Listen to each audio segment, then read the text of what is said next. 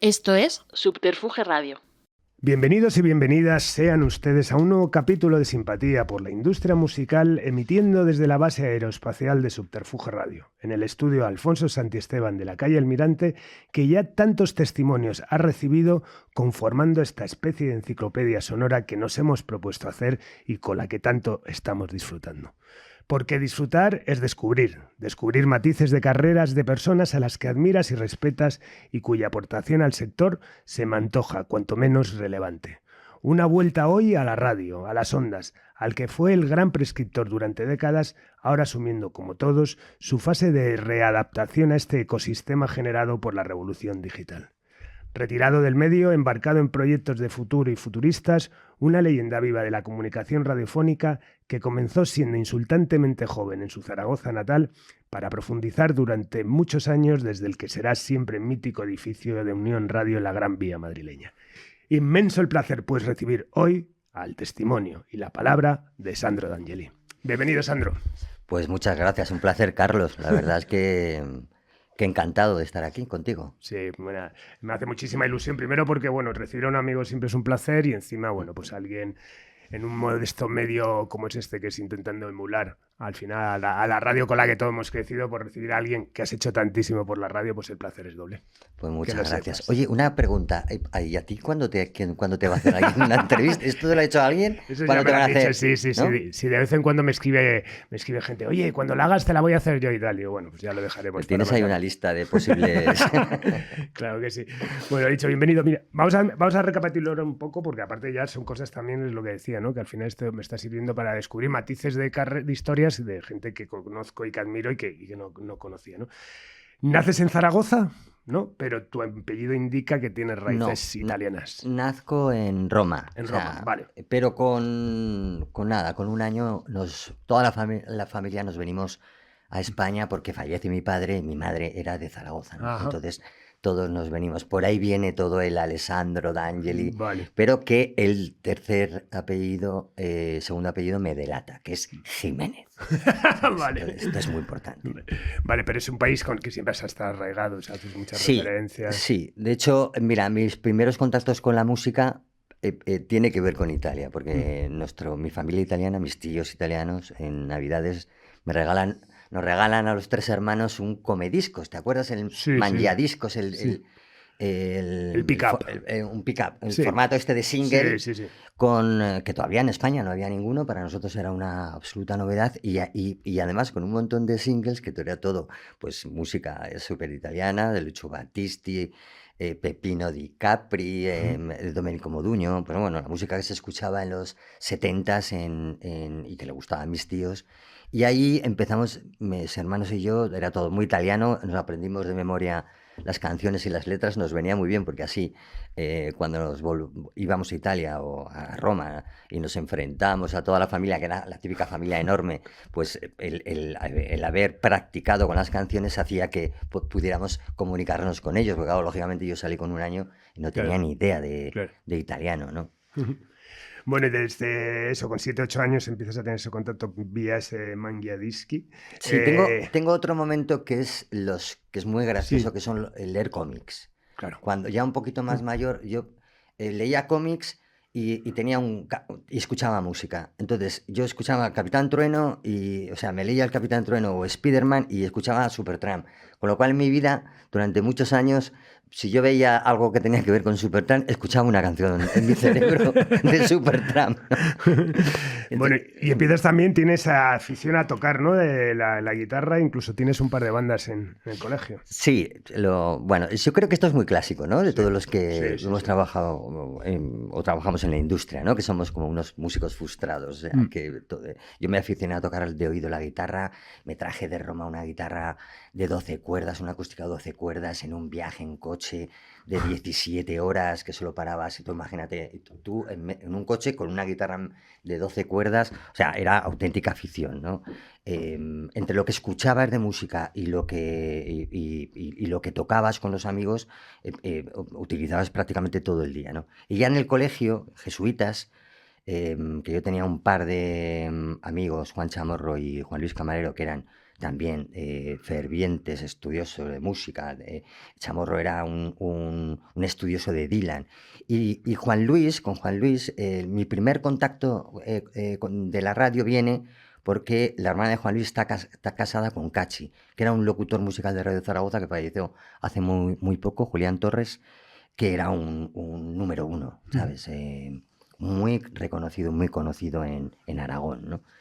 Y por ahí, con los grupos, con escuchar música, es donde voy aficionándome, donde con mis compañeros nos vamos aficionando. Piensa que con Cachi teníamos acceso a todas las cassettes, nos grababa todo tipo de cassettes de Graham Parker, de Elvis Costello, de la New Wave británica, de los nuevos románticos. Es decir, ya empezamos a chupar muy jovencitos, gracias a este locutor, música actual muy moderna, ¿no? Que nos gustaba, ¿no? Y eso que luego nos comprábamos una cerveza que no nos llegaba más, un botellín, y nos íbamos a los bares de Zaragoza, que recuerdo dos especialmente, que se llamaban Pacos y Parrots, que tenían unas cajas enormes, unos equipos con unas baffles enormes. Nos pedíamos una cerveza que no nos daba para una segunda, y nos sentábamos y podíamos estar toda la tarde escuchando ya un rollo mucho más rock, como Jimi Hendrix, Deep Purple, Led Zeppelin, todo mucho más rockero, ¿no? Más rock sinfónico. Esos son un poco los comienzos. Y los primeros conciertos, que ya empiezan a... Y los primeros conciertos, Zaragoza en esa época no era una ciudad, ni mucho menos, que no era un circuito donde pasaban artistas. De repente te encontrabas, veías a un grupo que se llamaba Magna Carta y lo veías 3 veces. No había posibilidad, no había mucha variedad, ¿no? Pero sí que llegaba Morris, Asfalto, o de repente te podías encontrar a Ian Gillan, un concierto de cantante de Deep Purple, y pocas cosas más. Ya. ¿Qué salas había en esa época de todo eso en bruto y todo esto? La sala en bruto era ¿Eso fue posterior? Fue posterior y era muy alternativa. O sea, ahí podías ir a ver a los Godfathers y era una sala de 400 personas, de 300 personas, ¿no? Pero bueno, había un Flesh for Lulu, por ejemplo, ¿no? O sea, artistas muy curiosos. Sí. Y luego no, lo demás ya eran pabellones pequeños que había en la ciudad, que estaban apoyados por el ayuntamiento. Había muy poco promotor. O sea, claro. De, Es que luego hay yo tengo muy buenos recuerdos de una que se llamaba Oasis, que es una sala... Oasis que sigue siendo. Sí. Es una sala de 1.000... de una forma 1.000 personas, y que ahora mismo va... Sí, yo creo que fue una sala de baile, ¿no? Y luego se reconvirtió en sala de... La sala Oasis fue una sala de copla. O sea, es donde empezó... donde se podía ver actuar a Lola Flores, por ejemplo, ¿no? Y a los copleros y copleras más importantes del país. O sea, tuvo un éxito y era un teatro auténtico de una familia. Conocí al dueño, que lo aguantó hasta que pudo. Pero lógicamente, pues el paso de los años, al final era una estructura muy costosa de mantener, y bueno, la copla ya no llenaba, si no me equivoco, yo creo que vi ahí a Green Day, o sea, que para que veas la época que había unos promotores en principios de los 90, se llamaban Zambombo, que fueron los que primero trajeron a España a NoFX, a Green Day, y hacían los conciertos ahí. Yo creo que fueron los primeros que reactivaron la sala como la sala Oasis, como sala de conciertos modernos. Bueno, pues vámonos a la radio, los comienzos, estamos hablando de 1981. Haces unas pruebas, de repente te surge la opción de... No había ningún antecedente familiar con la radio. Nada. Y de repente eso, surge hacer unas pruebas, las haces, las pasas, ante tu sorpresa te cogen para Canal 2. Cuéntanos. Así es. Yo creo que a principios del 82, cuando yo tenía 19 años, yo creo que mi madre ve que, este chico no...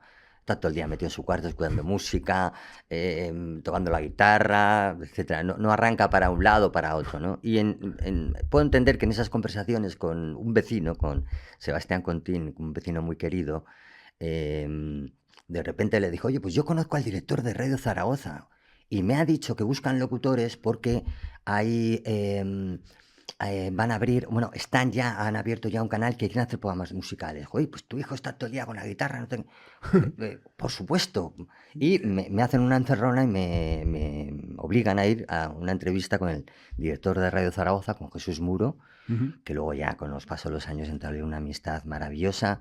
Y Jesús me dio la oportunidad de entrar en la radio en un periodo de pruebas junto a otros aspirantes. Yo era un niño de 19 años que tenía una voz de pito, tremenda. O sea, yo decía, pero yo cómo voy a ser locutor de radio si tengo una voz de pip, hola, no sé. ¿Sabes?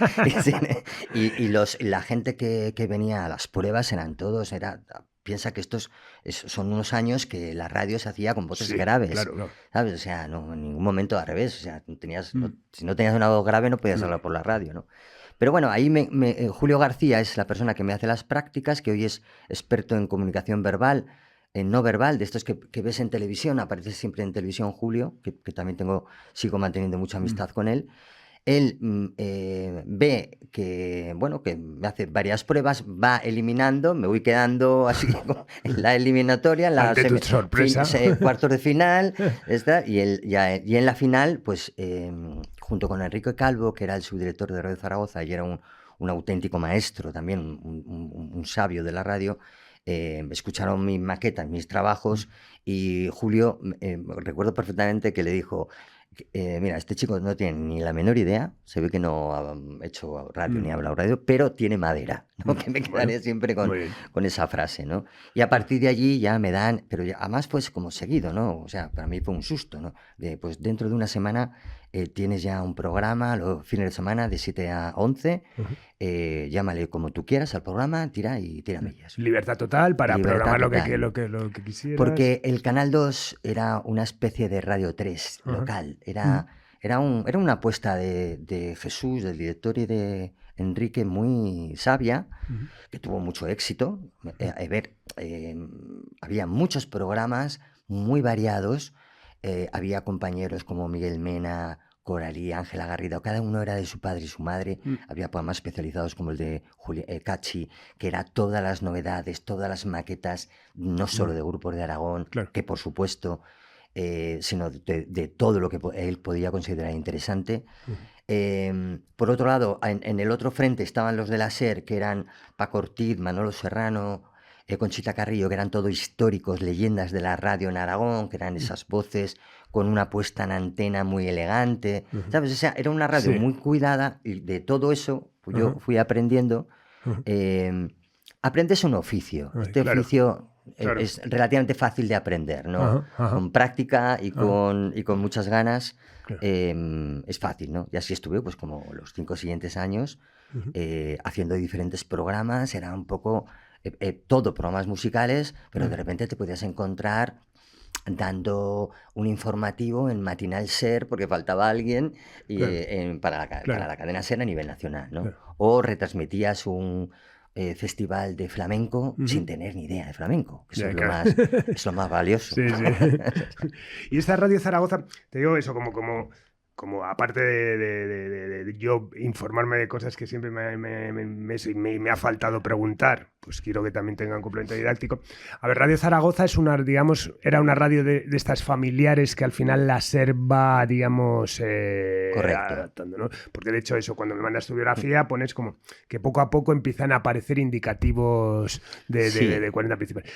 ¿Qué era Radio Zaragoza y cómo se fusionó? Porque además sé que en ese momento también ya empiezas tú mismo a tener una cierta inclinación, ¿no? por la gestión y la organización interna. O sea, que vives ese proceso, ¿no? Totalmente. O sea, cuando yo entro no existe la marca 40 principales en el Canal 2. O sea, el Canal 2 era la versión de FM de Radio Zaragoza. O sea, era la licencia que tenía y que le llamaron Canal 2, ¿no? Radio Zaragoza era una emisora privada de una familia, de la familia Muro, muy queridos en la ciudad, como otras familias, como era Radio Granada, Radio Pontevedra. En esos años había, yo creo que como puede ser que el 40 o incluso podría llegar al 50% de las emisoras que conformaban la cadena SER eran privadas, que se llamaban asociadas, o sea, no eran de propiedad de la cadena SER, ¿no? Con lo cual tenían cierta independencia en la programación convencional, en la onda media, y absoluta independencia en la FM. Claro. ¿Qué ocurre? Que con el paso de los años, Jesús, que iba a los comités de cadena, pues le iban explicando que la SER tenía la intención de ir configurando una cadena de al menos 90, 100 emisoras con la marca 40 principales, que la tenían testada, que tenía mucho éxito, que iba a dar mucha audiencia y más publicidad. Y a pesar de que Jesús sabía que eso era cierto, además me lo comentaba, si lo hablaba conmigo, pero también le teníamos mucho cariño al Canal 2 porque daba muy buenos resultados de audiencia, ¿no? Y fundamentalmente porque tampoco teníamos competencia, o sea, no había una cadena que emitiera 24 horas música, ¿no? Pero bueno, aún así la realidad y la verdad es que tuvimos que ir integrando muy poco a poco. Me acuerdo que un día Jesús, por un pasillo de la radio, me dice: oye, Sandro, de vez en cuando en el programa aquí estamos, en los 40 principales, del Canal 2, di Canal 2 también, pero no sé qué. Yo, pero bueno, Jesús, ¿cómo voy a decir yo los 40? Pero lo fuimos integrando poco a poco, seguíamos programando, porque nuestra programación no había fórmula, estaba hecha a base de programas, era una parrilla llena de programas, ¿no? Pero poco a poco sí que nos dimos cuenta que y nos dimos cuenta por la industria discográfica, nos empezaron a llamar, a contar con nosotros, que te llevo artistas, que tengo entrevistas, y a nosotros tanto a Miguel Mena, que fue cuando a Miguel le hicieron coordinador al principio, pero enseguida me dijo: oye, ayúdame, que a mí esto no me apetece mucho.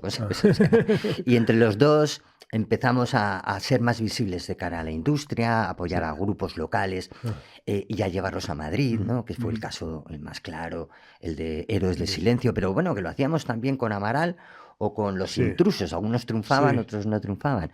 Teníamos como una responsabilidad de apoyar a la gente a nivel local, ¿no? Era como de nosotros tenemos este altavoz aquí, tenemos que conseguir, y no teníamos tanto criterios, eran muy buenos, eran pop, rock, era, oye, estos chavales tienen ganas, vamos a por ellos, ¿no? Y empieza esa relación barra casi dependencia con lo que era Madrid, la programación, digamos, colectiva, ¿no? Empieza a fusionarse, ¿no? De esos programas comunes, esas cadenas comunes, ¿no? Porque, como dices tú, eso, claro, 40 Principales, que es una marca que lleva muchos años anterior, era un programa y eso pasa ya a ser las emisoras, ¿no? Claro, al principio era un programa, nosotros nos... Todo esto bajo el manto de Rafael Rever. Rafael Rever. Vale. En esos años que te hablo, los 80s, en Radio Zaragoza, la marca 40 aparecía los sábados por la mañana en la onda media. Vale, con un programa que creo que era el 40 al 1. Y luego los domingos era el Gran Musical. Pero era una emisión, no era una programación de 24 horas, ¿no? Y estas FM sueltas que había, que eran de los privados, entiendo que en Granada le pasaba lo mismo que a Zaragoza, o con Pontevedra exactamente igual, tenían su programación privada, ¿no? Claro. Hay un momento que recuerdo que es Radio Zaragoza cumple, creo que fue el 70 aniversario, y a Miguel a mí se nos ocurre hacer un concierto, y se lo planteamos a Jesús, masivo, en la calle, en el Paseo de Independencia, y como celebración de este aniversario, ¿no? Y allí le propusimos hacer como un homenaje a Aragón, que en esa época era Puturrú de Foix, eran los que más éxito comercial tenían. Luego José Antonio Labordeta, el abuelo, que estaba ya más que establecido y respetado. Y había unos chavalillos que llevaban muy poco tiempo que los metimos de teloneros, que eran los Héroes del Silencio, ¿no? Y este fue uno de los primeros conciertos que comenzamos a programar en este paseo, que congregamos. Las propias cifras del ayuntamiento decían que eran como más de 100.000, porque claro, era el paseo entero, un escenario al fondo. Y ahí empezamos a hacer ya todas las fiestas del Pilar, conciertos, en nombres de los 40. O sea, ya bajo la marca 40. Claro, el de Radio Zaragoza lo hicimos en nombre de Radio Zaragoza y Cadena Ser, pero luego dije, oye, esto es una oportunidad, porque yo me había dado cuenta que Luis Merino en Valencia lo estaba haciendo con enorme éxito, ¿no? Y yo me puse de alguna forma a la zaga de Luis en convocatoria, ¿no? Éramos dos ciudades que destacábamos en ese momento porque estábamos haciendo unos eventos que no era normal. Y era te apoyabas en el ayuntamiento, en la estructura, y luego con tus influencias hablabas con la compañía, veías si Luz Casal era el momento más adecuado, o Nacha Pop, o qué artista en ese momento podía ser más apropiado y más barato. Claro. porque intentabas que sea, bueno, lógicamente no tenías ni presupuesto ni nada, ¿no? Claro, no, Luis lo contaba además yo creo que el primero que hace, desgraciadamente, es un concierto por el tema de las inundaciones, que concentra, vamos, a 150, una burrada, pero que luego es verdad que se convierte en una marca de la casa y también, bueno, combinado, pues eso, pues por ejemplo, con el gran musical, ¿no? Que también organizas el primero, Sí, que es con La Frontera. Con La Frontera, que éramos, Miguel y yo éramos muy modernitos, ¿no? La Frontera, en esos años, era grupo revelación de Radio 3, ¿sabes? Era como... Y por supuesto no te podías ni plantear que iba a sonar en los 40, ¿no? Y me acuerdo, perdón, en una conversación por teléfono de Miguel y Rafael Rever conmigo, que decíamos, no, oye, bueno, pues ¿qué tenéis que hacer? Vamos a hacer un musical en Zaragoza. ¿Dónde? Pues en el Rincón de Goya, que era un anfiteatro muy bonito, tal. ¿Y cuántos caben ahí? Pues 2.500. Pues fenomenal, vale. Pues a ver, ¿y qué grupo estáis pensando? Entonces le decimos, La Frontera. Y se hace un silencio y tal. Pero vamos a ver. Porque tú estáis locos, ¿eh? ¿Cómo vamos a hacer La Frontera? Que es un grupo que acaba de salir, que es alternativo y tal. Por Dios, vamos a estar ahí 4, hombre, que no. Que sí, Rafa, no, tú intentas reforzarlo con grupos que sean más conocidos, más comerciales, pero La Frontera fue una apuesta nuestra de La Frontera, ¿no? Y la verdad que salió fenomenal, vino todo el equipo de Rever, con Luqui, con Avellán, era la primera vez que veíamos como la gente de Madrid como que venía a tu ciudad y tal, y se fueron encantados porque tuvimos mucho éxito, La Frontera también encantados porque fue también un pasito al mundo comercial, por su parte, y la verdad que todos contentos, ¿no?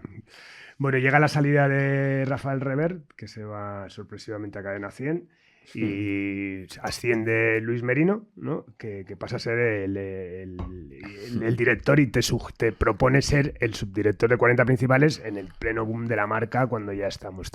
¿Cómo es el momento? ¿Cómo surge? Sí, antes de un año antes o un año y medio antes, hay un intento fallido de José Antonio Avellán de crear una nueva cadena de radio con las emisoras de Onda Cero. Sí.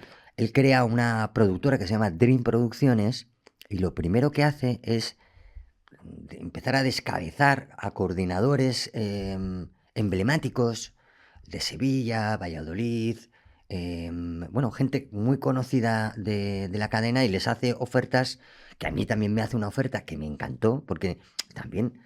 Pues nosotros éramos unos chavales que trabajamos, pero es que trabajamos siempre en la misma empresa y nadie te hacía ninguna oferta, porque no había competencia, no había nada, ¿no? Entonces te entusiasmaba que de repente alguien pudiera crear una estructura, ¿no? Pero que al final fue un intento fallido. Y a mí, en ese momento, yo lo comunico en mi empresa, tanto a Jesús como a Rafa, y Rafa se inventa un contrato que me hacen para llevar todo lo que son eventos especiales de marcas, ¿no? Como una gira de Bacardí que había en esa época, ¿no? No, pues te vamos a hacer tú sigue trabajando en Radio Zaragoza, pero te hago un contrato de especial para que lleves estas cosas. Exclusivamente para que no me fuera con Avellán, ¿no? Claro, Avellán le dije, mira, me quedo... creo que no es mi momento, me quedo. Y nada, eso duró como 6 meses, 8 meses, porque fue, como comentas, la salida de Rafa, que se va a crear Cadena 100. Luis entra de director de los 40 y me llama... me propone ser el subdirector, que por supuesto aceptó con todo el entusiasmo, ¿no? Y en un momento me imagino complicado, ¿no? Porque claro, que Rever se fuese a Cadena 100, que era la competencia máxima, ¿no? Me imagino que sería momentos convulsos, ¿no? De repente. No te lo puedes ni imaginar. O sea, con Rever estábamos... yo recuerdo el primer año era una partida de ping-pong todo el rato, ¿no? Nosotros intentábamos retrasar... Nosotros éramos conscientes de que Cadena 100 tenía su hueco, porque no íbamos a estar siempre nosotros ahí los primeros, ¿no? Pero intentamos retrasar lo más posible esa entrada, ¿no? Para ver si al final Rafa desesperaba, ¿no? Pero en ningún momento, ¿no? Entonces... si una compañía iba a hacer un concurso, le decíamos a la compañía, pues con nosotros no. Si lo haces, o sea, utilizamos todo tipo de tretas que en muchas ocasiones el propio Rafa me decía, os estáis equivocando porque estáis diciéndole... Digo, oye, Rafa, yo no me estoy equivocando, yo estoy haciendo lo que yo he aprendido de ti, ¿sabes? Porque él me había enseñado toda ese estilo y esa forma de organizar y llevar, y de que la industria, los managers, pues valoraran que tú eras el líder, el número uno, y que cuando tú apoyabas, o sea, era lógico, era poner en valor lo que tú haces, ¿no? claro. Dices, y es diferente que lo haga la segunda o la tercera cadena o que la haga la primera, ¿no? Pero bueno, fueron, como dices, unos años de gran intensidad con Rafa en Cadena 100. Ujú. Nosotros también le dimos una vuelta entera a la parrilla, a la marca, creamos nuevos programas como Viaje a los Sueños Polares con Luis Calvo, con Juaco, Sí. Calambre, Ujú. con Juan Bosco y Marcos López, que fue un Sí. programa de música electrónica que en Sí, esa sí. época también era como muy avanzado. Ajá. Pero también con Mariano Muniesa hicimos Rockstar, que era un programa Sí, de de rock, heavy. Sí. o más alternativo con Santiago Alcanda, que era Mm. Vértigo. Mm. Todo eso lo mezcla, o sea, era el cuidado de la antena, locutores, con las negociaciones con la industria, que eran Claro. épocas muy tensas con la Mm. industria, Mm. lógicamente, porque a la industria le interesaba que hubiera más posibilidades de promocionar sus discos. Y nosotros, bueno, pues tanto Luis como yo teníamos la certeza de que tenían que valorar nuestro apoyo. Entonces, por ejemplo, bueno, todo el mundo de los discos rojos, o sea, Sí. la presión que teníamos, y fundamentalmente la tenía yo, que era más fácil presionar al subdirector que no al director, ¿no? Eso se traducía a que les exigías el decir, bueno, vale, de acuerdo, mira, al final hemos decidido poner este disco tuyo, pero es que sí, vale, haces un par de acciones promocionales con nosotros en una serie de ciudades y tal, pero luego vemos que la campaña de televisión, te gastas un dineral en la campaña de televisión Mm. o en Cadena 100 haces no sé qué, haces no sé cuándo. Es decir, se habían acostumbrado a que en los 40 era a base de presión y de ofrecer conciertos, Ujú. tener las campañas, ¿no? Y nosotros también, incluso dentro de Prisa, Luis también puso en valor la música, la red musical, y se comprometió y nos comprometimos a decir, si la industria musical confía en nosotros porque somos valedores desde desde el punto de vista promocional, Ujú. también debe serlo desde el punto de vista publicitario. Claro. Es decir, yo te apoyo el disco, pero el anunciar ya está a la venta el disco, si quieres hazlo también en televisión, pero hazlo también en mi cadena, ¿no? Claro. Porque nosotros vivíamos de la publicidad, ¿no? Claro. Ya sabes, Claro. el 4% de nuestra Claro. facturación la pagábamos a la Sociedad General de Autores, ¿no? Claro. Y sí que teníamos teníamos mucha notoriedad. Claro. O sea, en la radio Claro, porque podías... además las campañas que hacían con televisión eran campañas de estas que eran a cambio de ventas, ¿no? O sea, que la tele A entraba a royalty. de una semana, pero Claro. que se gastaban a lo mejor 4 o 5 millones de pesetas de la época, Sí. y en la radio no se gastaban nada, Ya. ¿sabes? Cero, Sí. porque no estaban Ya. acostumbrados. Claro. Esto era hacerles un concierto, el concierto Sí. en el Pilar, que hablábamos Sí, antes, sí. o en Valencia, o en las emisoras, Ajá. o traerte muchos artistas. Era una época que también por eso fue muy divertida, que tú te podías encontrar en el pasillo o en la terraza de la cadena SER de los 40 a todo tipo de artistas. O sea, tú Ujú. estabas días y días, ¿no? Te hacías fotos con Laura Pausini, con María Carey, o Los Héroes del Silencio, el de Aerosmith, que acaba de salir de un concierto básico de hacer un estudio de grabación, que los primeros conciertos básicos los hicimos en la radio con Slash, con Def Leppard, con Aerosmith. Es decir, hacíamos Sí. cosas, y todo eso es cierto que costaba dinero y les costaba a la industria, Claro, ¿no? claro. Pero Eso, también... eso lo hacíais con las compañías, ¿no? Porque claro, es que aún no era un nivel de conciertos importante, ¿no? No, era con las compañías, era negociación pura con las compañías, y sin lugar a dudas, sin las compañías nosotros Ya. no teníamos presupuesto para Ya. hacer. ¿Y cómo se tomó la industria así, ese cambio de repente de criterio a la hora eso, pues de pasar a hacer conciertos, a decir, no, parte de lo que inviertes ya a nivel económico y tal, eso quiero que vaya a la radio? Lo Bueno, entendieron costó. rápido, costó. Costó el tiempo relativo, pero es que piensa que en la Erais los que industria... vendíais de todas formas los discos. Es que erais los que vendíais los discos. Vosotros, Claro, la radio, o sea, está claro. y luego es que se vendían muchos discos. Sí, O sea, también. piensa que Laura Pausini vendía 1 millón de copias. Sí. Una artista italiana que hizo 2 recopilatorios, un recopilatorio de 2 discos suyos italianos, llega a España, vende 1 millón de copias. Sí, ¿no? sí. O sea, se vendía mucho, ganaban mucho dinero, yo creo, y daban para... Y luego al final tampoco fue unas grandes... Eran presiones y tensiones de apóyame, dame... O sea, era habitual, ¿eh? Sí. A veces te agotabas, pero bueno, formaba parte de tu trabajo, ¿no? Sí. Y además es que lo hacías con gente como José Luis Rodríguez, con Jorge Maldonado, con Andrés Ochaíta, o sea, con Raúl López, con gente Sí, que luego salías a cenar, te ibas a ver un concierto y te estabas riendo con ellos. O sea, claro, eran amigos, sí, eran colaboradores, profesionales, pero luego al final eran tus colegas, ¿no? claro, Con lo claro. cual también lo entendían, diciendo, bueno, pues es que normal, estos tienen que hacer caja Claro, también, ¿no? Tienen que decirle a su director general, mira, este año con ya. las cosas de la música, pues hemos tenido un presupuesto aquí, hemos ingresado algo de pasta, ¿no? Qué bueno. Bueno, en enero de 1997 te nombran director de M80, ¿no? Sustituyes a Javier Pons, Hmm. ¿no? Y bueno, está todo el tema del ese momento de M80 con el Morning Show de Goma Espuma que es bestial y bueno, le das una vuelta a una emisora que bueno, que estaba ahí, pero que consigue unas cifras importantes de oyentes, ¿no? Sí, al principio me acuerdo que cuando me lo dijo Luis, como yo venía del ajetreo y de la intensidad compulsiva de la novedad y del día a día, de repente fue como un cambio que me costó como un par de meses. Decir, ¿cómo? O sea, de la novedad eh, fresca al oldie, ¿no? Mm, Entonces, no era algo que estaba en mi cabeza, ¿no? Pero luego sí que me empecé a dar cuenta. Ahí, yo era muy amigo de Jorge de Antón, ujú. que lo conocí allí en la SER, que fue el creador de Onda 2, Histórico. histórico, Ujú. un personaje viajado. Ibas a Nueva York una semana y podías escribir ya una enciclopedia de todo lo que te enseñaba, ¿no? De alto nivel profesional y personal y profesional, ¿no?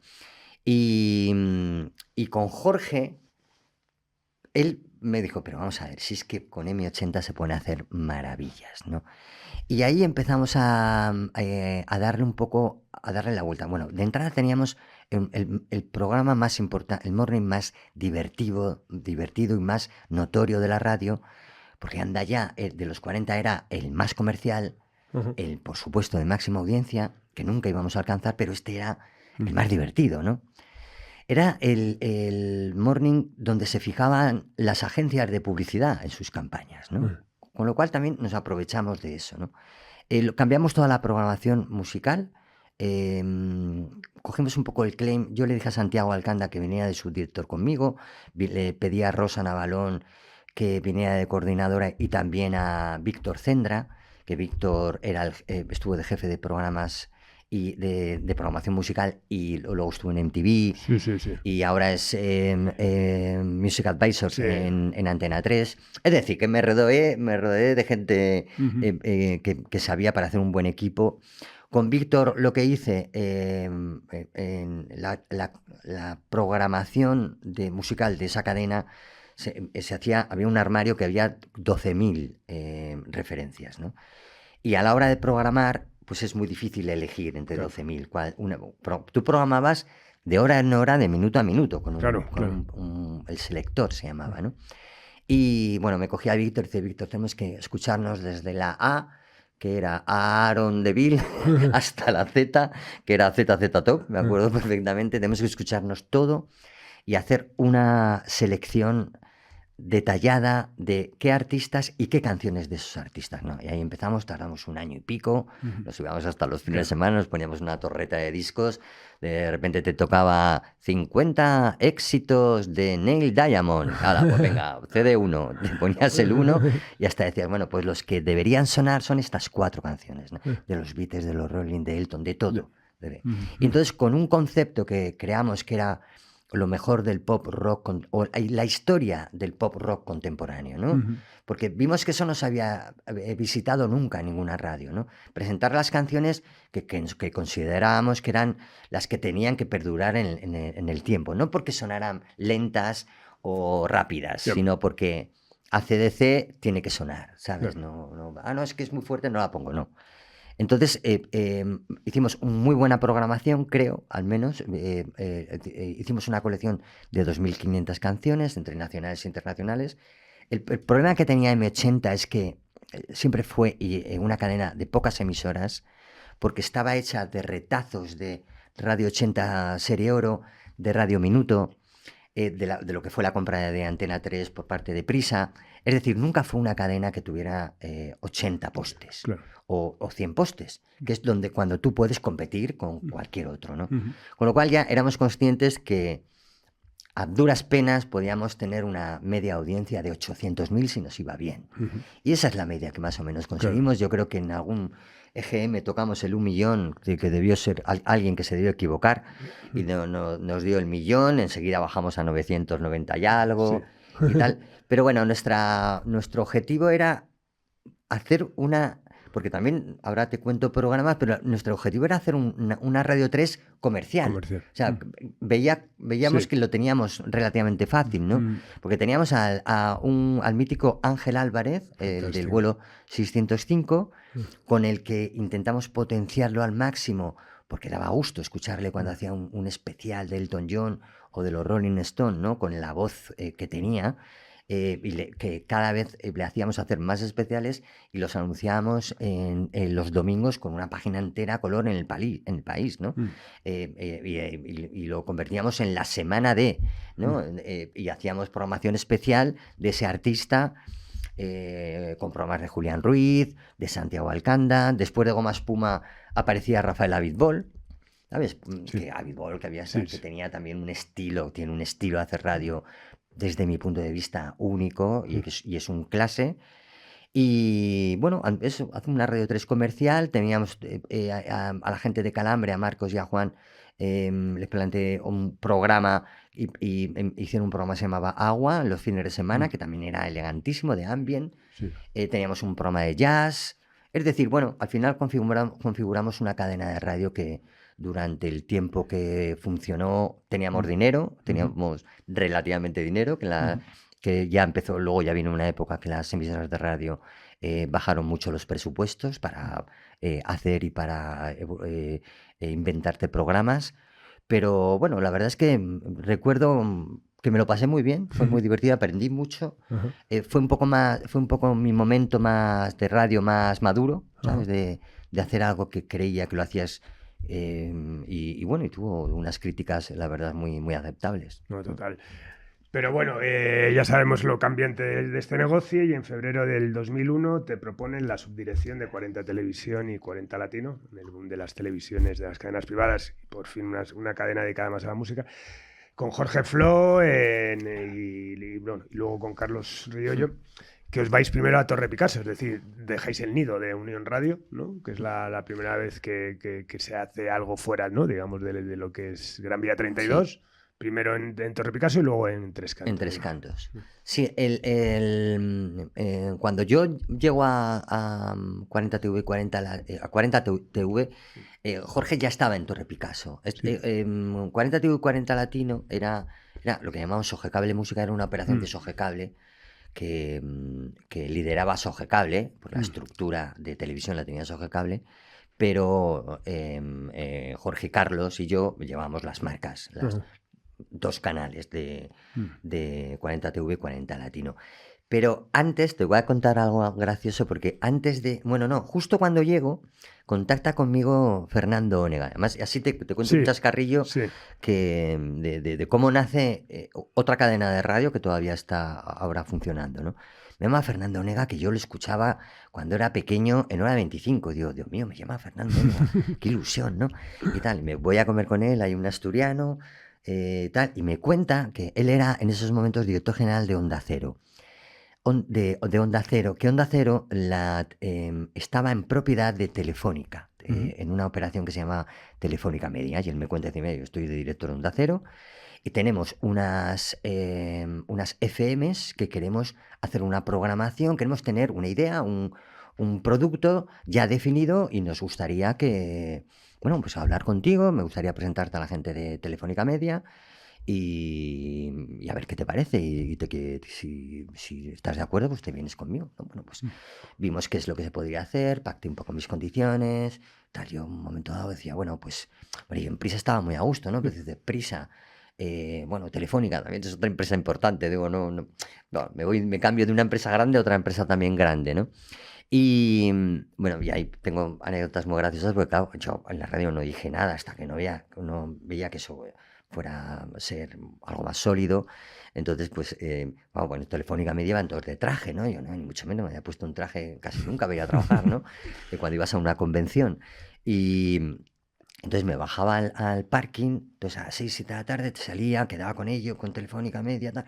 Me ponía un traje en el parking con la americana ahí a toda velocidad y tal, y llegaba ahí hecho un pincel y seguíamos hablando, ¿no? Ahí, en un momento dado, ellos me dicen, oye, estas emisoras que tenemos están alquiladas a Blas Herrero, que es la primera vez que oigo yo hablar de Blas Herrero, te tenemos que presentar a Blas.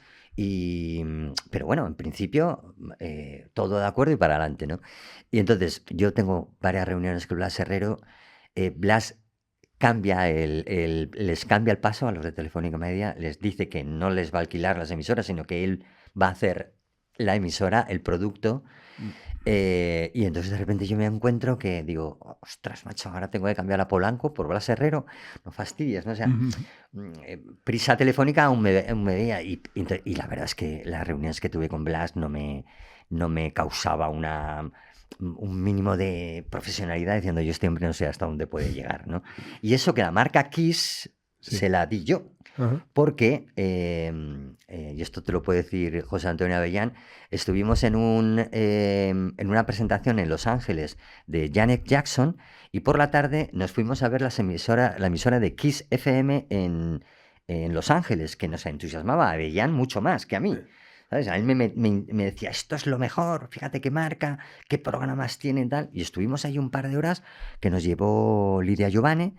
Y la verdad es que yo aluciné y dije, joder, si yo tuviera una radio alguna vez en mi vida, la llamaría Kiss, ¿no? Kiss FM, ¿no? El logo, nos gustó todo, ¿no?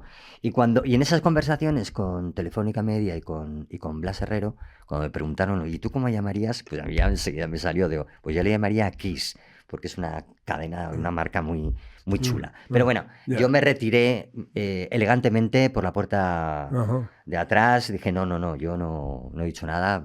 Que lo monte este señor como él quería que lo monte. Creo que hice bien, porque lo más divertido que me ha pasado a mí... O sea, ¿pero te hacen una oferta formal en algún Me hacen una oferta formal sí, que rechazo, ¿no? O sea, que dije, no tiene sentido, ¿no? El proyecto era ilusionante, era divertido para... Un perfil como el mío hubiera sido divertidísimo intentar hacer una cadena radio y colocarla. Es un reto para todos, pero era muy... empresarialmente hablando era muy... Y de hecho luego hubo millones de líos y tal, y gracias a Dios que yo no estaba... Bueno, la tele, además, es una gran época, ¿no? Porque, bueno, es la época también de todos estos básicos, como el de Red Hot Chili Peppers y, bueno, el de Antonio Vega, ¿no? Que ya es casi historia de la música de este país, ¿no? O sea, en principio tenéis libertad para hacer todo lo que queríais, el apoyo de la industria, ¿no? Son estas cosas que tienen. Yo cuando llegué a la tele, yo había tenido ya muchas conversaciones con Jorge, ¿no? Pero son cosas que cuando tú llegas te das cuenta, estas cosas que ocurren en las grandes empresas que son sorprendentes, ¿no? A lo mejor... Hay una preocupación excesiva en una marca que es M80, que tiene un presupuesto pequeño. Y sin embargo hay una presión y una preocupación constante. Y de repente hay una isla que es Sogecable Música, que nos gastábamos 6 o 7 millones de euros al año, porque teníamos 40 redactores o realizadores, cámaras, producción. Porque la tele es la tele, claro. No tiene ni comparación. Bueno, que a mí me parece y nadie le hacía caso. Era una isla que Jorge y yo hacíamos lo que queríamos con criterio, luego con Carlos. Yo creo que la suerte que he tenido es que la gente que he tenido alrededor han sido, pues desde el principio con Miguel Mena, gente que tenía muchísimo respeto a la música, adoraba la música y respeto a los artistas, ¿no? Y eso era un poco la chispa que nos hacía el estar pensando todo el rato en qué hacer. Oye, si llamamos a tal y le decimos que nos diga qué tal. Y generar actividad, ¿no? Que era un poco nuestro... En la tele no paraban de hacer programas, entrevistas, se retransmitían muchísimos conciertos, que era una movida retransmitir un concierto en televisión, los básicos que comentabas, en Bellas Artes, recuerdo un concierto en un plató para 200 personas con Lou Reed, en un plató de Canal Plus. Yo aprendí otro oficio, ¿no? Fueron 3 años muy intensos, pero muy, muy bonitos, la verdad, porque aprendes algo que no tenías ni la menor idea, ¿no? Claro. Que tiene que ver con la industria de la música, pero el oficio es totalmente diferente, ¿no? Y ahí me encontré con realizadores, gente muy buena que me echaron muchas manos y aprendí bastante, ¿no? Bueno, en 2004 llega la revista 40 y te proponen también desarrollar una estrategia de marketing y de la misma publicación y también un poco de la marca 40, ¿no? Y se empieza en eso, pues en el departamento de nuevos negocios tan en boga en todas las compañías, ¿no? Pues eso, se hace el acuerdo con los bancos, la tarjeta 40, bueno, con Orange, tal, los premios. Tú eres, doy fe, uno de los, o sea, dinamizaste esto, además que creo que era algo que se pedía a gritos cuando era una marca que, bueno, pues si llegaron a decir que hubo un momento que era una de las 3 marcas más importantes de España, o sea, estaba Coca-Cola, no sé qué, y 40. ¿Cómo vives todo ese boom que incluso lleva pues incluso hasta abrir el bar el café en el Gran Vía, que era una idea fantástica? ¿Cómo vives todo ese boom, que creo que lo hiciste francamente bien, y después lo que ha pasado con la marca? Sin entrar en polémicas ni nada, pero que al final, joder, creo que era algo que esa marca lo pedía a gritos desde hace años, que creo que hubo ahí un acercamiento a eso, a dinamizar esa marca, a buscar nuevos negocios, pero de repente, ¿qué pasa? ¿Por qué se para todo eso de golpe? Bueno, por partes. Vale, sí, esto sé que... A ver, lo que es la extensión de marca se hace de una forma muy coherente, muy orgánica. Sí. Lo primero, creo recordar que fue la tarjeta de los 40. Eso entró ya cuando yo estaba de subdirector, Luis de director y yo de director, pero era un negocio que prácticamente no daba de comer. O sea, lo llevaba al banco, nosotros cuidábamos unas cuñas de radio y alguna promoción muy específica al año, cuidábamos que fueran unas cuñas bonitas y poco más, y era un negocio extraordinario, ¿no? Luego entraron otro negocio con la marca de 40, fue las descargas de SMS con Orange. Los tonos. Que fue los tonos, ¿no? Que era también un negocio muy rentable. Y luego pero que entró también de mano de otra marca. Es como, el banco te llama, haz esto, la marca de telefonía te llama, ¿por qué no hacéis esto? Y sin embargo la revista 40 fue ya un poco un compromiso de la propia Prisa, decir, oye, ¿por qué no hacemos una revista con la marca de los 40, ¿no? Y que para mí era un tema menor, ¿no? Claro. Porque diciendo, era una pequeña revista, entre comillas, sí, pero que le daba que Prisa le daba muchísima importancia. De hecho, yo me encontraba en comités mensuales con 12 tíos que eran los 12 capos de Prisa. O sea, estaban la gente de Progresa, la gente de la SER, pero director general, director de marketing y tal. Y todo que me sorprendía que era por una revista, ¿no? A mí yo creo que me manda Jorge, que Jorge iba a pasar a ser a sustituir a Luis Merino, director de cadenas musicales, me pasa un poco por mandar a alguien que supiera de la marca y que pudiera estar alineado, lo más alineado posible con Progresa, que era la empresa de la que fue director Ignacio Quintana, que hiciera una revista lo más parecido, más acorde a lo que pensábamos de lo que tenía que ser los 40, ¿no? Como para vigilarlos, de alguna forma, ¿no?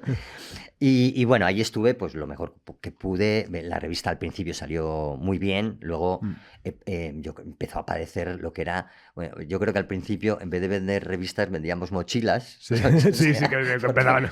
Eran promociones tan animales, comprábamos 300.000 mochilas en China y claro, a 3 euros y la gente iba al kiosco, pero iba al kiosco por la... Pero bueno, los primeros números sirvió de promoción, luego la línea bajó, se equilibró, pero iba bien, iba relativamente bien, ¿no?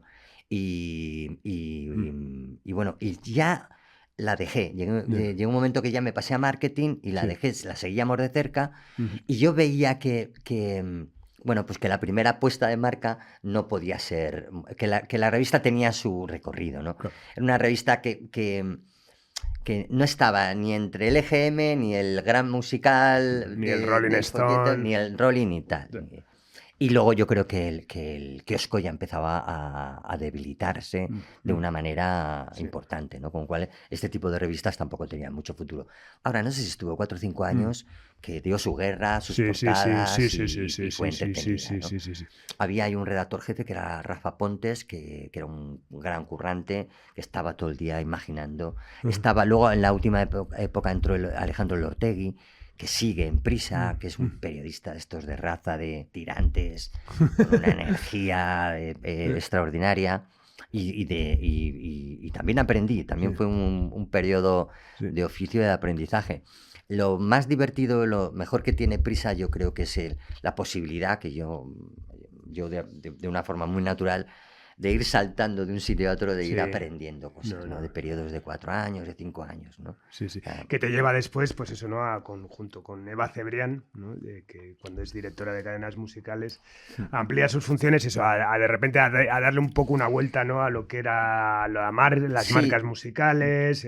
Yo llego después de la salida de la revista, llego más al departamento de marketing, porque en esas reuniones Alejandro de Pablo, que era el director de marketing, es el que me dice, oye, ¿por qué no te vienes aquí? Porque aquí podemos hacer muchas cosas de nuevos negocios, ¿no? Lo que comentabas anteriormente, ¿no? Y el objetivo era un poco empezar a crear negocios transversales de extensiones de marca, como era la tarjeta 40, que seguía dando muchísimo dinero, los acuerdos de tonos, tal, pero abrirnos a más, a más ideas. Porque estaba todo por hacer. ¿Qué podemos hacer, no? Se nos ocurrió 40 Café, con José María Cámara y Luis Merino se montó el musical, que fue un exitazo tremendo. Fue una acción muy potente para la marca y muy rentable. También nos equivocamos, ¿eh? O sea, nos metimos en otros líos, hicimos 40viajes.com, que también lo traspasamos, lo mandamos también a Ser Viajes y El País Viajes. El País Viajes todavía es un proyecto que lidera el país con BT Travel Brand. O sea, creo que hubo cosas que funcionaron y hubo cosas que no funcionaron. El pan azul de la hamburguesa en el pan azul de la hamburguesa, yo creo que siempre pensé que era un error. Buenísimo, Carlos. Totalmente. Bueno, 40 Café fue toda una experiencia de decir, bueno, ¿qué podemos hacer nosotros, ¿no? Y yo creo que no te digo que nos equivocáramos de socios, porque los dos socios eran dos tipos extraordinarios, pero quizá no tenían el 100% de experiencia en hostelería, tenían más ilusión de crear ese proyecto que no de la experiencia de hostelería, ¿no? Porque, o sea, 40 Café lo inauguró Lenny Kravitz. Sí. Pasó por ahí, por un pequeñito escenario que teníamos, y las instalaciones eran espectaculares. Hicieron una inversión tremenda, ¿no? Lo que ocurre que al final es un negocio de hostelería, ¿no? Claro. No es, y poco a poco no llegó a despegar del todo, ¿no? Aguantó un par de años, no sé si aguantó 2, 3 años, y al final no aguantó más. Y todo eso ya vino a tu pregunta, ¿qué pasó? Pues pasó que Prisa también tenía muchos problemas económicos, y aquí siempre ha ocurrido, si te das cuenta, estas grandes, los 40, Cadena 100 con la COPE, formamos parte de empresas, grandes empresas, que no solo tienen una radio, que tienen periódicos, editan libros, tienen televisiones, etcétera, etcétera. Y la radio musical, yo he tenido esa percepción siempre, es la menor. La radio musical es la más pequeña, es la más rentable, porque con muy poca gente ganas mucho dinero, hay márgenes de 60-70% de margen de la cuenta de explotación, pero los financieros, a la hora de restar, piensan que son cadenas pequeñas, y ese ha sido un poco el descalabro mayor que la convencional de la propia radio, la falta de inversión. O sea, simplemente, o sea, pero también a lo que yo creo que era una marca muy arraigada, ¿no? en la gente joven, ¿no? Siempre digo que eras de 40 o eras de las otras, ¿no? Pero se genera en ese momento, ¿no? Quizás de caos o de tal, provocado, pues evidentemente por el tema económico, que al final es lo que manda tal. Se inicia un proceso de desconexión realmente con los chavales, ¿no? Claro, porque el no tener recursos hace que tú no tengas programas especializados. O sea, lo primero que se cargan en las emisoras son los programas especializados. La prescripción pura y dura, ¿no? Y se deja la fórmula y se hace una apuesta totalmente válida, Sí, sí, yo no sí, la sí, sí, sí, critico sí. para nada, yo no la comparto, pero entiendo que después de todo lo que pasó, al final dices, pues es que es lo único que me queda. Se hace una apuesta de call out, de testar cada canción que va a sonar para asegurarte el oyente que tienes, para que ese oyente en ningún momento cambie de dial, ¿no? Y comienza un periodo de que ya dura muchos años, y así será, ¿no? Durante muchos años, porque realmente, bueno, se mantiene el tipo, no suben las audiencias, porque las audiencias suben y bajan. O sea, cada 3 meses sube y baja. Es un equilibrio, ¿no? Es una montaña rusa, como bien dice Sí. Tony Sánchez, que debería saber, Sandro, que esto es una montaña rusa, ¿no? Digo, es correcto, ¿no? Pero no, luego tienes un entorno digital que no te acompaña tampoco para nada, ¿no? Claro. Entonces, pero lo que no tienes es una apuesta, y esto sí que lo digo como una crítica, ¿no? Constructiva en todo momento, lo que no tienes es una apuesta empresarial. O sea, se tienen que dar cuenta que hay que invertir. Tú no puedes tener unas cadenas de radio con unas marcas muy importantes, pero que simplemente das de comer a los que están hablando, ¿no? Tienes que tener una estrategia y tienes que invertir, Claro. porque son curvas que suben y bajan, ¿no? Entonces yo creo que ahí es donde falla la radio en general.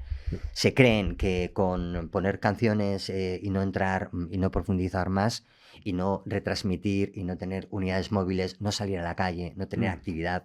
Las actividades de la radio se convirtieron también con el paso del tiempo en productos comerciales. Es decir, voy a hacer un concierto porque me lo compra un patrocinador, ¿sabes? O sea, porque tengo un beneficio económico, no porque voy a meter a descubrir un grupo y que sus fans digan qué buenos estos los 40 que me han traído a Celtas Cortos, que yo hice un concierto de Celtas Cortos en Zaragoza, que pensaban los chicos que iba a haber 200 o 300 personas y había 4.000. ¿Sabes? Ese tipo de acciones que el oyente te lo agradece, ¿no? Claro.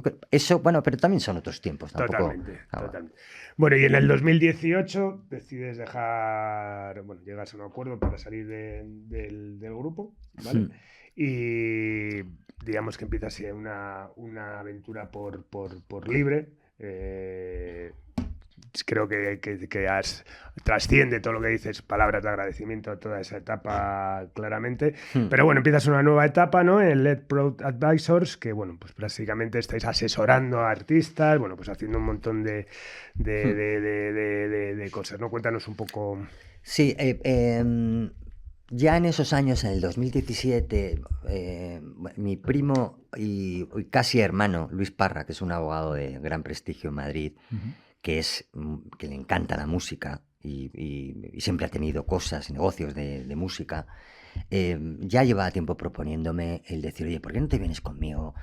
Aquí en la radio estás más que ya muy aburrido, y eso que era la época de Eva Cebrián, que nos lo pasábamos muy bien. Yo los últimos años con Juan Carlos Chávez y con Eva Cebrián me lo pasé extraordinariamente bien, e intentamos hacer lo que pudimos, ¿no? En la radio, ¿no? Con mucha ilusión y con muchas ganas, ¿no?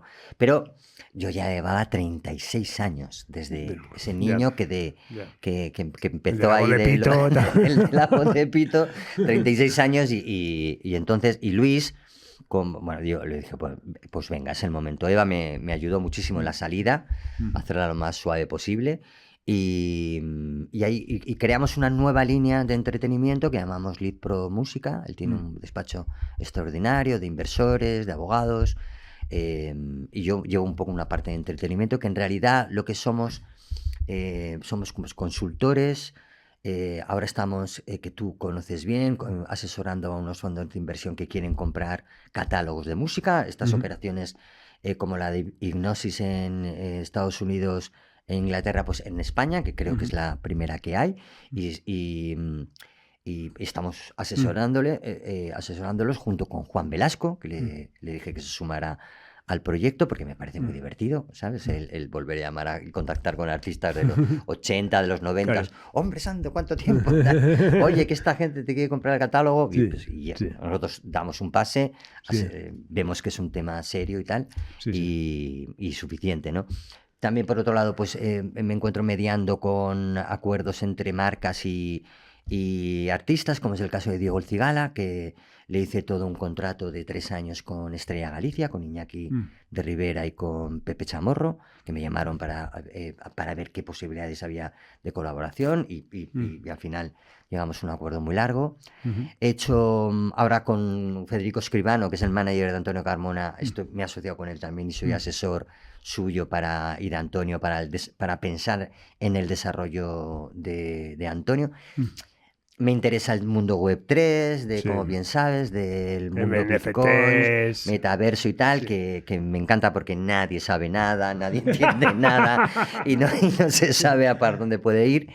Y bueno, y me lo paso bien, me manejo mi tiempo, que es lo que voy a cumplir ahora en agosto 60 años, con lo cual también me da ese punto de equilibrio de poder hacer las cosas que me gustan.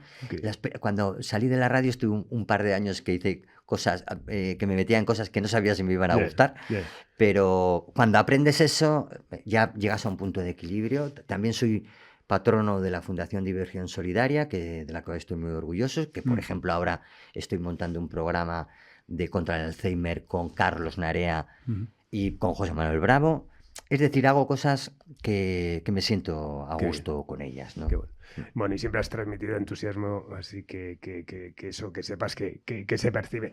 Bueno, una pregunta recurrente que siempre acabo es, bueno, ¿quiénes han sido tus referentes en la industria de la música? Ya no te digo la radio, en todo. Ya sé que es la pregunta trampa, que todo el mundo te dice, joder, es que me voy a olvidar un montón, pero bueno, seguro que hay 3 personas, 2, 4, que a los que bueno, pues tienes una cierta deuda con ellos, ¿no? Bueno, pues quizá en la etapa Zaragoza, Jesús Muro, Enrique, eran 2 adultos que yo aprendí mucho, y luego pues Miguel Mena era mi compañero del alma, y Cachi, con el cual aprendí la música o el criterio a la hora de escuchar música. Y luego Madrid, pues es que Madrid es muy grande, o sea, Rever, Merino, Chávez, Eva Cebrián, por supuesto, Nacho Reglero, que es íntimo amigo y personaje sin igual, Rosa Navalón.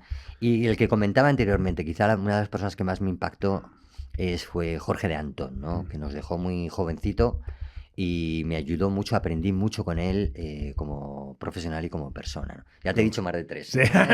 Muy bien. Oye, pues nada, gracias, Sandro. Un placerazo de los buenos tener aquí, contar con tu testimonio. Ya sabes que hacía tiempo que lo habíamos intentado, lo hemos conseguido, así que nada, doble placer por tu amistad y por compartir con todos nosotros pues este testimonio que bueno, que seguro que todavía hace más brillante esta enciclopedia sonora que estamos haciendo. Pues muchísimas gracias a ti, Carlos, que ha sido un auténtico placer y he estado muy a gusto. Gracias, Sandro. Pues nada, despedimos esta nueva entrega de Simpatía por la Industria Musical, apagamos las luces del estudio Alfonso Santisteban de la calle El Mirante y nos vamos con una canción recién salida del horno, nos vamos con el Despierta Madrid de Nena Da Conte. Adiós.